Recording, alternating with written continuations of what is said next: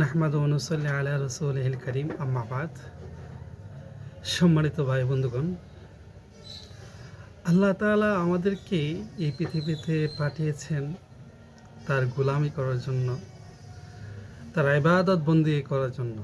যদি আমরা আল্লাহ তাআলার ইবাদত বন্দেগী করতে পারি, আল্লাহ তাআলা আমাদেরকে পুরস্কার স্বরূপ আল্লাহ তাআলা আমাদেরকে জান্নাতুল ফেরদাউস দান করবেন। এই জন্য আমরা যদি দুনিয়াতে আল্লাহ তাআলার যে দিক নির্দেশনা দিয়েছেন, যে নিয়ম কানুন বলেছেন, রাসূল সাল্লাল্লাহু আলাইহি ওয়াসাল্লাম আমাদেরকে যেভাবে শিখিয়ে দিয়ে গেছেন, সেভাবে যদি আল্লাহ তাআলা ইবাদত বন্দেগী করতে পারি, তাহলে আল্লাহ তাআলা আমাদেরকে সর্বোচ্চ জান্নাতুল ফেরদাউস দান করবেন। এই জন্য আল্লাহ তাআলা পবিত্র কালামে সূরা আল কাহফের 107 নম্বর আয়াতে আল্লাহ তাআলা বলেন, ইন্নাল্লাযীনা আমানু ওয়া আমিলুস সালিহাত কানাত লাহুম জান্নাতুল ফিরদাউসি নুজুলা। আল্লাহ তাআলা বলেন, নিশ্চয়ই যারা ঈমান এনেছে এবং নেক আমল করেছে, তাদের মেহমানদারির জন্য রয়েছে ফেরদাউস জান্নাত।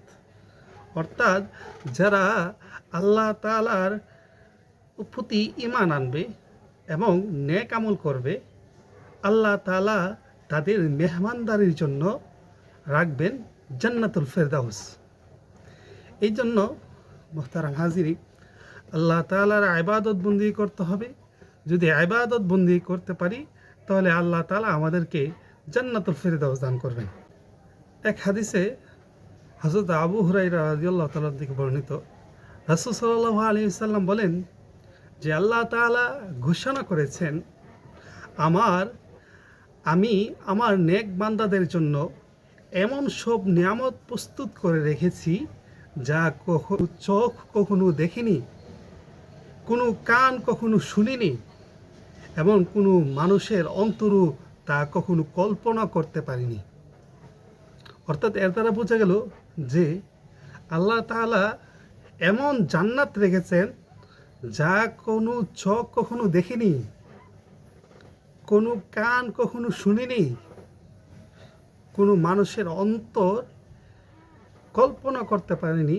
আল্লাহ তাআলা আমাদের জন্য জান্নাতুল ফেরদাউসে কত নিয়ামত রেখেছেন, জান্নাতের মধ্যে কত রাজ নিয়ামত রেখেছেন।